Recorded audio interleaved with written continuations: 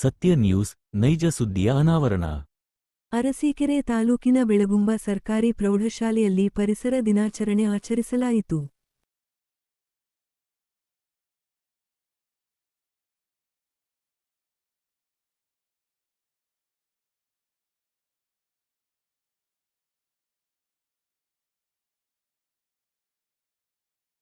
ವಿದ್ಯಾರ್ಥಿಗಳೇ, ಈ ಒಂದು ವಿಶ್ವ ಪರಿಸರದ ದಿನಾಚರಣೆಯ ಅಂಗವಾಗಿ ನಮ್ಮ ಶಾಲೆಗೆ ಆಗಮಿಸಿರ್ತಕ್ಕಂಥ ಶ್ರೀಯುತ ಜೇಣನವರು ರಾಜ್ಯಾಧ್ಯಕ್ಷರು ಹಸಿರು ಪರಿಸರ ರಕ್ಷಣಾ ವೇದಿಕೆ ಅವರಿಗೆ ನಾವು ನಮ್ಮ ಶಾಲೆಯ ಪರವಾಗಿ ಹಾಗೂ ನಮ್ಮ ಇಲಾಖೆಯ ಪರವಾಗಿ ಈ ಒಂದು ವಿಶ್ವ ಪರಿಸರದ ದಿನಾಚರಣೆಯ ಅಂಗವಾಗಿ ಹೃತ್ಪೂರ್ವಕವಾದಂಥ ಸ್ವಾಗತವನ್ನು ಬಯಸ್ತಾ ಇದ್ದೀವಿ.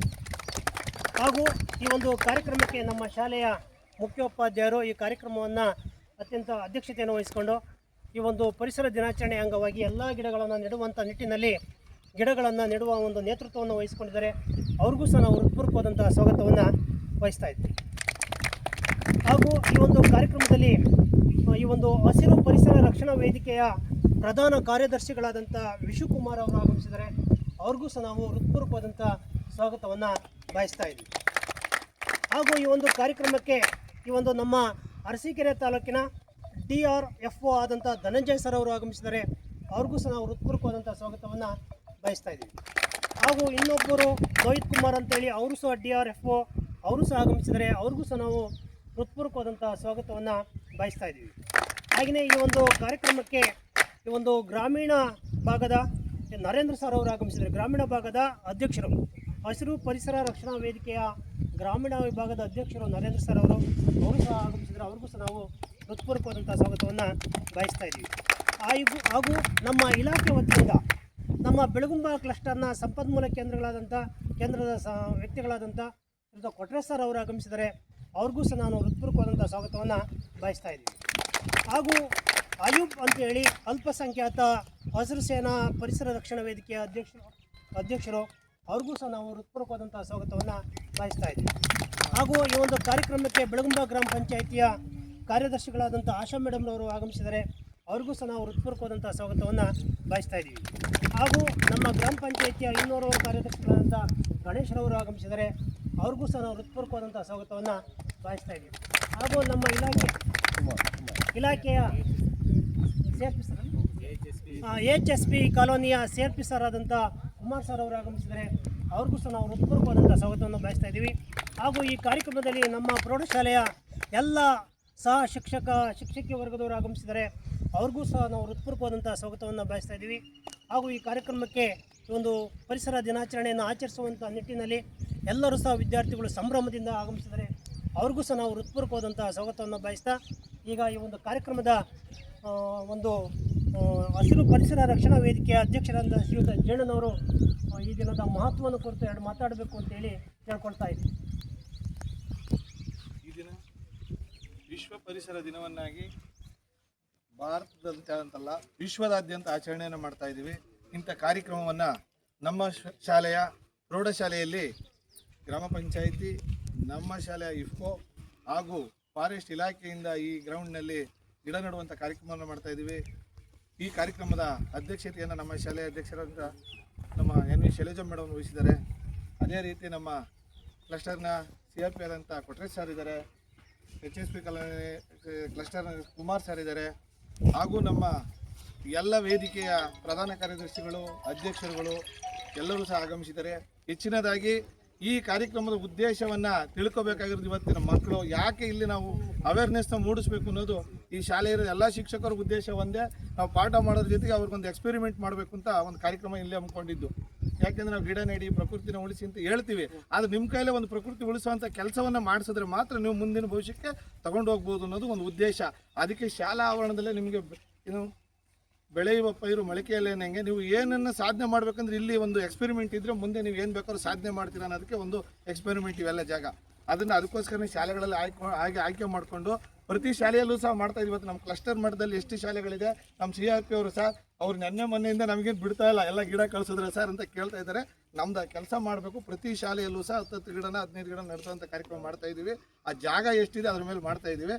ಅಂಥ ಒಂದು ಕಾರ್ಯಕ್ರಮ ಯಾಕೆ ಮಾಡಬೇಕು? ಪ್ರಕೃತಿ ವಿಕೋಪವಾದಾಗ, ಯಾಕೆಂದರೆ ನಾವೇ ಇವತ್ತು ಗಿಡಗಳು ಇಲ್ಲ ಅಂದ ತಕ್ಷಣ ಆ ಬಿಸಿಲಿನ ಹೊಡೆತ ತಾಪಕ್ಕೆ ನೀವು ಬಿಲ್ಡಿಂಗ್ ಒಳಗೆ ಕೂತ್ಕೊಳಕ್ಕಾಗಲ್ಲ, ಪಾಠ ಕೇಳೋಕ್ಕಾಗಲ್ಲ.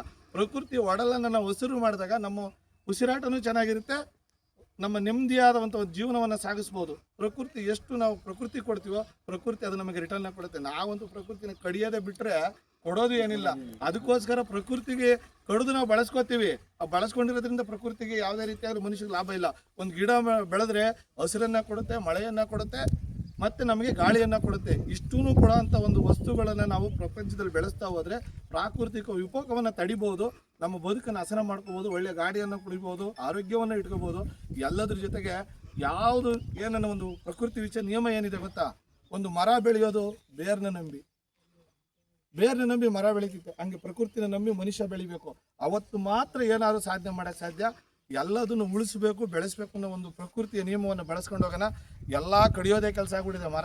ಯಾಕೆಂದರೆ ಅಭಿವೃದ್ಧಿ ಮಾಡಬೇಕು ಅಂತಂದರೆ ಹೈವೇ ರೋಡ್ ಮಾಡ್ಬೇಕಂದ್ರೆ ಕಡಿತಾರೆ. ಈಗ ನಮ್ಗೆ ಹೇಳ್ತಾರೆ ನೀವು ಹೋಗಿ ತಡಿಯಲ್ಲ ಅಂತ. ತಡೆದ್ರೆ ಮತ್ತೆ ಆಕ್ಸಿಡೆಂಟ್ ಆದಾಗ ನಿಮ್ಮಿಂದ ಈಗ ರೋಡ್ಗಳು ಅಗಲಾಗಿಲ್ಲ, ನೀವು ಇದಕ್ಕೆ ಅಡ್ಡಿಪಡಿಸ್ತೀರಾ ಅಂತಾರೆ. ಪ್ರಕೃತಿ ಆಗುತ್ತೆ. ಈಗ ಎತ್ತಿನೊಳೆ ಬರಬೇಕಾಗಿತ್ತು, ಫಾರೆಸ್ಟ್ ಹೋಗುತ್ತೆ ಅಂತ ಅವರು 3 ವರ್ಷದಿಂದ ಇಟ್ಕೊಂಡಿದ್ರು. ಆದರೆ ಆ 3 ವರ್ಷ 4 ವರ್ಷ ಡಿಲೇ ಆಗಿದ್ದು ಈ ಭಾಗದ ರೈತರಿಗೆ ನೀರು ಬರೋದಕ್ಕೆ ತೊಂದರೆ ಆಯಿತು. ಕೆಲವೊಂದು ಹೋರಾಟ ಯಾವ ರೀತಿ ಮಾಡಬೇಕು, ಪ್ರಕೃತಿಗೆ ವಿನಾಶವಾದಾಗ ಅದ್ರ ಬಗ್ಗೆ ನಾವು ಹೋರಾಟ ಮಾಡೋಣ. ಅದೇ ಕೆಲಸವಾಗಿ ಪ್ರಕೃತಿ ನಾಶ ಮಾಡೋ ವಿರುದ್ಧ ಹೋರಾಟ ಮಾಡೋಣ. ಸಮಾಜಕ್ಕೆ ಒಳ್ಳೇದಾಗಬೇಕು, ನೀರು ಬರಬೇಕು, ಪ್ರಕೃತಿಗೂ ಕುಡಿಯೋ ನೀರು ಬೇಕಪ್ಪ. ಮುಂದೂರವ್ರಿಗೆ ನೀರಿಲ್ಲ ನಮ್ಮ ಭಾಗದಲ್ಲಿ, ಮಳೆ ಬರೆದು ಹೋದರೆ ಇವತ್ತು ಹಸಿರಾಗ್ತಾ ಇದೆ. ಹಸಿರನ್ನ ಉಳಿಸುವಂಥ ಕೆಲಸವನ್ನು ಮಾಡೋಣ ಅಂತ ಹೇಳಿ ನಿಮಗೆ ಈ ಒಂದು ಎಕ್ಸ್ಪೆರಿಮೆಂಟ್ ಆಯಾ ಜಾಗದಲ್ಲಿ ನಾವು ಹಾಕ್ಕೊಂಡಿದ್ದ ಕಾರ್ಯಕ್ರಮ. ಯಾಕೆಂದರೆ ಶಾಲೆಗಳಲ್ಲಿ ಹಾಕ್ಕೊಂಡಿದ್ದೀವಿ, ಅದನ್ನು ಎಕ್ಸ್ಪೆರಿಮೆಂಟ್ ಈ ಶಾಲೆಗಳಲ್ಲೇ ನಡೀಲಿ, ನೀವು ಮುಂದೆ 4 ಜನಕ್ಕೆ ಹೇಳೋರಂತಾರಾಗಲಿ ಅಂತ ಹೇಳ್ತಾ ಇಂಥ ಕಾರ್ಯಕ್ರಮದಲ್ಲಿ ಕರೆಸಿ ಮಾತಾಡೋಕ್ಕೆ ಅವಕಾಶ ತಮಗೆಲ್ಲ ಹೊಂದಿಸ್ತಾ ನನ್ನ ಮಾತು ಮುಗಿಸ್ತೀನಿ. ಜೈ ಹಿಂದ್, ಜೈ ಕರ್ನಾಟಕ. ವಿಶ್ವ ಪರಿಸರ ದಿನ ಯಶಸ್ವಿಯಾಗಲಿ ಅಂತ. ವಿಶ್ವ ಪರಿಸರ ದಿನದ ಶುಭಾಶಯಗಳನ್ನು ಕೋರ್ತಾ ಈ ಒಂದು ಕಾರ್ಯಕ್ರಮದ ಹಸಿರು ಸೇನೆಯ ರಾಜ್ಯಾಧ್ಯಕ್ಷರಾದಂಥ ಶ್ರೀಯುತ ಜಯಣ್ಣ ಸರ್ ಅವರೇ, ಇದೇ ಶಾಲೆಯ ಮುಖ್ಯ ಶಿಕ್ಷಕರಂಥ ಶ್ರೀಮತಿ ಶೈಲಜಾ ಮೇಡಮ್ ಅವರೇ, ಅದೇ ರೀತಿ ಈ ಒಂದು ಶಾಲೆಯ ಎಲ್ಲ ಸಿಬ್ಬಂದಿ ವರ್ಗವರೇ, ಹಾಗೂ ಈ ಒಂದು ಹಸಿರು ಸೇನೆ ಪದಾಧಿಕಾರಿಗಳೇ, ಹಾಗೂ ಎಲ್ಲ ಮಕ್ಕಳೇ, ಈಗಾಗಲೇ ತಮಗೆ ಗೊತ್ತಿರೋ ಹಾಗೆ ಇವತ್ತು ಪ್ರತಿ ವರ್ಷ ನಾವು ಜೂನ್ 5ನೇ ತಾರೀಕು ವಿಶ್ವ ಪರಿಸರ ದಿನ ಇಡೀ ಪ್ರಪಂಚದಾದ್ಯಂತ ನಾವು ಇದೊಂದು ಕಾರ್ಯಕ್ರಮನ ಹಮ್ಮಿಕೊಂಡಿದ್ದೀವಿ. ಈಗ ನಾನು 2 ಸ್ಲೋಗನನ್ನು ಹೇಳ್ತೀನಿ, ನೀವು ಹೇಳ್ಬೇಕಾದ್ರೆ ಕಾಡು ಉಳಿಸಿ ಅಂತ ಹೇಳ್ತೀನಿ, ನೀವು ನಾಡು ಬೆಳೆಸಿ ಅಂತ ಹೇಳಿ. ಹಸಿರೆ ಅಂತ ಹೇಳ್ತೀನಿ, ಉಸಿರು ಹಸಿರೆ ಉಸಿರು ಅಂತ ಹೇಳಿ. ನೀವು ಕಾಡು ಬೆಳೆಸಿ, ಕಾಡು ಬೆಳೆಸಿ, ಕಾಡು ಬೆಳೆಸಿ, ಹಸಿರೆ ಹಸಿರೆ ಹಸಿರೆ. ಯಾಕೆ ಹೀಗೆ ಅಂತಂದರೆ ನಿಮಗೆ ಗೊತ್ತಿದೆ, ಇವತ್ತು ಹಸಿರು ಎಲ್ಲ ಏನಾಗ್ತಾ ಮಾಯ ಆಗ್ತಾ ಇದೆ ಅಭಿವೃದ್ಧಿ ಹೆಸರಿನಲ್ಲಿ. ಈಗಾಗಲೇ ನಾವು ನೋಡಿದ್ದೀವಿ, ಆಕ್ಸಿಜನನ್ನು ಮುಂದೊಂದು ದಿನ ಕೊಂಡುಕೊಂಡು ನಾವು ಉಸಿರಾಡಬೇಕು ಅನ್ನೋ ಒಂದು ಕಾಲವನ್ನು ನಾವೆಲ್ಲ ವಾಟ್ಸಪ್ಗಳಲ್ಲಿ ಅಲ್ಲಿ ಇಲ್ಲೆಲ್ಲ ನೋಡ್ತಾ ಇದ್ದೀವಿ. ಮುಂದಿನ ಪೀಳಿಗೆಗೆ ತುಂಬ ಆಘಾತಕಾರಿಯಾದಂಥ ವಿಷಯಗಳನ್ನು ನಾವು ಇವತ್ತು ಓದ್ತಾ ಇದ್ದೀವಿ. ಹಾಗಾಗಿ ನಾವೆಲ್ಲ ಅಷ್ಟೇ, ಒಂದು ಗಿಡವನ್ನು ಕಡಿದ್ರೆ, ಆ ಮರವನ್ನು ಕಡಿದ್ರೆ 10 ಗಿಡವನ್ನೇ ಬೆಳೆಸಂಗಿರಬೇಕು. ಈಗ ನೋಡಿ, ಈಗ ಎಲ್ಲ ಹೋಗಿತ್ತು. ಈಗ ನೋಡಿ, ಈಗ ಮಳೆ ಬಂದು ಈಗ ಪರಿಸರ ನೋಡಿ ಎಷ್ಟು ಚೆನ್ನಾಗಿ ಕಾಣ್ತಿದೆ. ಇದು ಬೇಸಿಗೆಯಲ್ಲಿ ನೋಡಿರಿ ಈ ಪರಿಸರ ಏನಪ್ಪ ಅನ್ಸುತ್ತೆ, ನಮಗೆ ಬೇಜಾರಾಗೋದು. ಇಲ್ಲಿ ಗಿಡ ಕಡ್ದು ಮರ ಕಡ್ದಾಗ ಬೇಜಾರಾಗ್ಬಿಟ್ಟಿತ್ತು ನಮಗೆಲ್ಲ, ಏನಾಯ್ತು ಅಂತ. ಈಗ ನೋಡಿ ಒಳ್ಳೆ ಕೆಲಸವನ್ನು ಹಮ್ಮಿಕೊಂಡಿದ್ದಾರೆ. ಜಯಣ್ಣ ಸರ್ಗೆ ನಾನು ಮೊನ್ನೆ ಫೋನ್ ಮಾಡಿದೆ, ಸರ್ ನಮಗೆ ಹಿಂಗೆ ಆಗಲೇಬೇಕು ಅನ್ಕೋ. 15 ಶಾಲೆಗಳಿಗೆ ಇವತ್ತು ನಾವು ಗಿಡವನ್ನು ತಲುಪಿಸಿದ್ದೀವಿ ಆನ್ ಸ್ಪಾಟು. ಜಯಣ್ಣರ ಮತ್ತು PDO ಮೇಡಮ್ ಪಂಚಾಯತಿ ವತಿಯಿಂದ ನಿಜವಾಗ್ಲೂ ನಾನು 3 ಸತಿ ಫೋನ್ ಮಾಡಿದ್ದೀನಿ. ಗುಂಡಿ ರೆಡಿ ಮಾಡ್ಕೊಂಡ್ರ, ಆಮೇಲೆ ಗಿಡ ಬಂತ, ಎಲ್ಲರಿಗೂ ಫಾಲೋ ಅಪ್ ಮಾಡಿದ್ದೀವಿ. ಯಾಕೆಂದರೆ ಮುಂದಿನ ಪೀಳಿಗೆಯನ್ನು ಉಳಿಸೋ ಜವಾಬ್ದಾರಿ ಈಗಿನ ಪೀಳಿಗೆ, ಈ ನಮ್ಮ ಎಲ್ಲರ ಕರ್ತವ್ಯನೂ ಹೌದದು. ಯಾಕೆಂದರೆ ಮುಂದೆ ನಾವು ಇವತ್ತು ಆಕ್ಸಿಜನ್ ಕಡಿಮೆ ಆಗಿಬಿಟ್ರೆ ಏನಾಗುತ್ತೆ ಅನ್ನೋದು ಗೊತ್ತಿದೆ ನಿಮಗೆ. ಎಲ್ಲ ಕಾರ್ಬನ್ ಡೈಆಕ್ಸೈಡ್ ಜಾಸ್ತಿ ಆಗಿಬಿಟ್ಟಿದೆ, ಎಲ್ಲ ಗೊತ್ತಿರತಕ್ಕಂಥದ್ದೇ. ಇವತ್ತು ಆಸ್ಪತ್ರೆಗಳಿಗೆ ಹೋಗಿ ವೆಂಟಿಲೇಟ್ರಲ್ಲೆಲ್ಲ ಹಾಕಿ ನೋಡ್ತೀವಿ, ದುಡ್ಡು ಕೊಡ್ತಾರೆ. ಅದು ಎಷ್ಟು ದುಡ್ಡು ಕೊಟ್ಟು ಆಕ್ಸಿಜನ್ ತಗೋಬೇಕಲ್ಲ, ಭಾಳ ಕಷ್ಟ. ಹಾಗಾಗಿ ಇಂಥ ಒಂದು ದೊಡ್ಡ ಇಲ್ಲಿ ಚೆಲ್ಲಾಪುರದಲ್ಲೂ ಸಹ ಇವತ್ತು ತಳದೂರು ಪಂಚಾಯತಿಯಿಂದ ಅಲ್ಲಿ ಒಂದು 20 ಜನ ಬಂದಿದ್ದಾರೆ ಇದೇ ಥರನೇ. ಎಲ್ಲ ಅವ್ರ ಪಂಚಾಯತಿನ ಕಳಿಸಿ ಅಲ್ಲೂ ಗಿಡ ಗುಂಡಿ ತೋಡ್ತಾ ಇದ್ದಾರೆ ಇವತ್ತು, ಅಲ್ಲಿಂದ ನೋಡ್ಕೊಂಬಂದು. ಅದೇ ಥರ ಇಲ್ಲಿ ನಿಜವೂ ಭಾಳ ಖುಷಿ ಆಗುತ್ತೆ. ಇವೆಲ್ಲ ಗಿಡಗಳನ್ನು ನಾವು ಬೆಳೆಸಿದರೆ ಮಕ್ಕಳು ಸಹ ಏನು ಮಾಡಬೇಕು, ಗಿಡಗಳನ್ನ ಬೆಳೆಸಲಿಕ್ಕೆ ನಿಮ್ಮ ಸಹಕಾರನೂ ಇರಬೇಕಾಗತ್ತೆ. ಯಾಕೆಂದರೆ ಇದು ಹಸಿರನ್ನು ಉಳಿಸುವಂಥ ಜವಾಬ್ದಾರಿ ನಮ್ಮೆಲ್ಲರ ಮೇಲೆ ತುಂಬಾ ಇದೆ.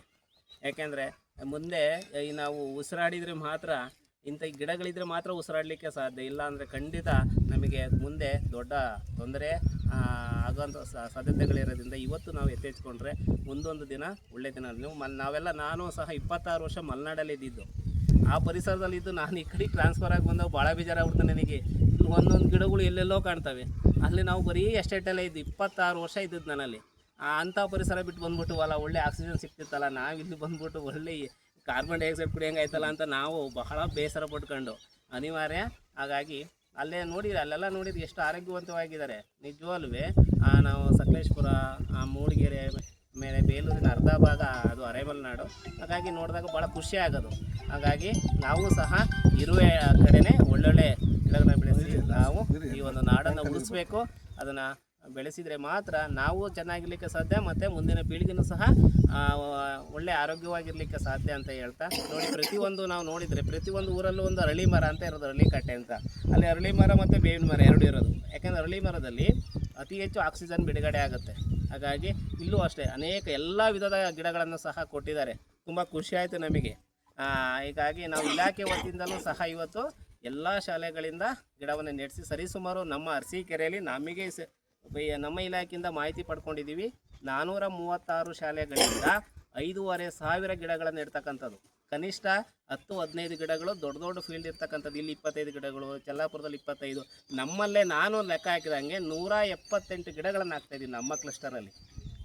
ಇದೇ ರೀತಿ 36 ಕ್ಲಸ್ಟರ್ಗಳಲ್ಲೂ ಆದರೆ ಎಷ್ಟು ಪರಿಸರವನ್ನು ಉಳಿಸ್ದಂಗೆ ಆಗುತ್ತೆ ನೋಡಿ. ಒಂದು ಸಣ್ಣ ಪ್ರಯತ್ನ ಮುಂದೆ ಅದರ ಒಂದು ಪ್ರತಿಫಲ, ದೊಡ್ಡ ಫಲ ಸಿಗುತ್ತೆ. ನಾವು ಯಾವುದೂ ಸಹ ಗಿಡವನ್ನು ಬೆಳೆಸಿ ಉಳಿಸ್ಬೇಕು. ಜೊತೆಗೆ ಎಲ್ಲರೂ ಆ ನಿಟ್ಟಿನಲ್ಲಿ ಆಲೋಚನೆಯನ್ನು ಮಾಡಬೇಕಾಗತ್ತೆ. ಆ ರೀತಿ ಯಾಕೆಂದರೆ ಇವತ್ತು ಪರಿಸರ ಉಳಿದ್ರೆ ನಮ್ಮೆಲ್ಲರ ಉಳಿವು ಅದ್ರ ಮೇಲೆ ನಿಂತಿರೋದ್ರಿಂದ ನಾವೆಲ್ಲರೂ ಸಹ ಒಳ್ಳೆಯ ಪ್ರಯತ್ನ ಮಾಡ್ತೀವಿ. ಮುಂದಿನ ವರ್ಷ ಇದೇ ದಿನಕ್ಕೆ ಮತ್ತೆ ವಿಶ್ವ ಪರಿಸರ ದಿನ ಬರುತ್ತೆ. ಅಷ್ಟರ ಒಳಗಡೆ ಇವೆಲ್ಲ ಗಿಡಗಳಲ್ಲಿ ಮ್ಯಾಕ್ಸಿಮಮ್ ಒಂದು 80% ಅವೇನಾಗಬೇಕು, ಪ್ರೋಗ್ರೆಸ್ ಆಗಿರಬೇಕು. ಆ ರೀತಿ ನಾವು ನೋಡಿಕೊಂಡ್ರೆ ನೆಕ್ಸ್ಟ್ ಈಗ ಈ ವರ್ಷ 50 ಗಿಡ ಹಾಕ್ತೀವಿ ಅಂದರೆ ಮುಂದೆ ವರ್ಷಕ್ಕೆ 10 ಗಿಡ ಹಾಕಿದ್ರೆ ಸಾಕು. ಯಾಕಂದರೆ ಇದ್ರ ಜೊತೆ ಅದು ಸಪೋರ್ಟಿಂಗ್ ಹಂಗೆ ಇರುತ್ತೆ. ಹಾಗಾಗಿ ಹಾಕ್ಬಿಡೋದು ಮತ್ತು ಫೋಟೋ ತಗೊಂಡು ಸೆಲ್ಫಿ ತಗೊಂಬಿಟ್ಟು ಮತ್ತು ಹೋಗ್ಬಿಟ್ಟು ಅವ್ನ ಗಿಡ ಹೋಗ್ಬಿಟ್ರೆ ಕಷ್ಟ ಆಗ್ಬಿಡುತ್ತೆ. ಆ ರೀತಿ ಆಗಬಾರ್ದು ಅಂತ ಶಾಲೆಯಲ್ಲಿ ನಾವು ಮಕ್ಕಳಿಗೆ ದತ್ತು ಕೊಟ್ಟು ಅದನ್ನು ಪೋಷಣೆ ಮಾಡಬೇಕು ಅಂತ ನಮ್ಮ BO ಸರ್ ಹೇಳಿದ್ದಾರೆ. ನೆನ್ನೆನೂ ಗೂಗಲ್ ಮೀಟ್ ಆಯಿತು ನಮಗೆ 9 ಗಂಟೆಯಲ್ಲಿ. ಇದೇ ಉದ್ದೇಶಕ್ಕೆ ಒಂದು ಗೂಗಲ್ ಮೀಟ್ ಮಾಡಿದರು. ಎಲ್ಲರೂ ಸಹ ಒಂದು ಬುಕ್ಲೆಟ್ ಮಾಡಿ ಕೊಡಬೇಕಾಗತ್ತೆ. ಆಗಿಂದಾಗೆ ನಾವು ಸಹ ಫಾಲೋಅಪ್ ಮಾಡ್ತಾ ಇರ್ತೀವಿ ಇಲಾಖೆಯಿಂದ. ಹಾಗಾಗಿ ಎಲ್ಲರ ಸಹಕಾರದಿಂದ, ಮಕ್ಕಳಿಂದ ಹಿಡಿದು ಶಿಕ್ಷಕರಿಂದ ಹಿಡಿದು ಎಲ್ಲರ ಆಮೇಲೆ ಎಲ್ಲರ ಸಹಕಾರದಿಂದ ಒಳ್ಳೆಯ ಪರಿಸರನ ಉಳಿಸೋಣ ಅಂತ ಒಂದು ಆಶಾಭಾವನೆಯನ್ನು ವ್ಯಕ್ತಪಡಿಸ್ತಾ ತಮ್ಮೆಲ್ಲರಿಗೂ ಸಹ ಮಾತಾಡಲಿಕ್ಕೆ ಅವಕಾಶನ ಕೊಟ್ಟಂತ ತಮ್ಮೆಲ್ಲರಿಗೂ ವಂದಿಸ್ತಾ ನನ್ನ ಮಾತನ್ನು ಮುಗಿಸ್ತೀನಿ. ಜೈ ಹಿಂದ್, ಜೈ ಕನ್ನಡ.